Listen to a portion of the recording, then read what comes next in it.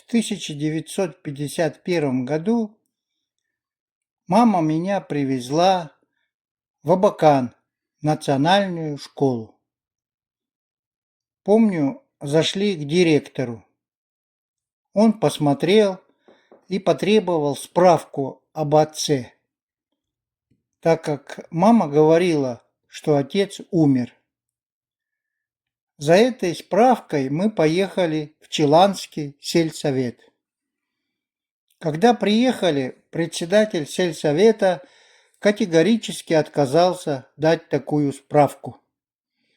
Я потом один приехал в Абакан, и директор школы сказал мне, что все, вопросов нет, в школу я не был принят. Я взял документы и не знал, куда пойти. Пошел жить к Агнии Викторовне Астанаевой, тетке. Неделю прожил у нее. Плачу, не хочу уезжать обратно. Приехал ее муж из мест заключения, Тутатчиков Прокопий. Он был футболист, играл за сборную Абакана, был капитаном команды. Они избили милицию командой, и всю вину он взял на себя. Отсидел в тюрьме 5 лет. Он пил, ругался с теткой. В один из вечеров он взял вилку и бросился на тетку. И я успел встать между ними и схватил его руку и вырвал вилку. Он не стал меня трогать, а просто ушел из дому. Утром пришел, извинился и говорит: «Володя, хочешь в городе остаться?»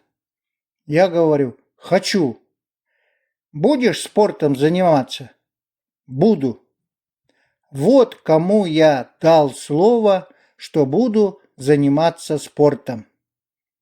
И он тогда сказал: «Ну, тогда пойдем». И он повел меня в Абаканское педагогическое училище. Набор туда уже произошел. Все разъехались на осенние работы. И Тутатчиков договорился с завучем, так как он сам был выпускником училища. Таких оказалось 5 мальчиков дополнительных, которым предстояло сдать вступительные экзамены. В их числе оказался мой друг Сагалаков Леонид Николаевич. Вскоре мы уехали на 1 месяц на сельхозработы. Из этого месяца я отработал в Будрахтах, куда переехала мама. Друзья стали уговаривать остаться в Таштыпе, в средней школе.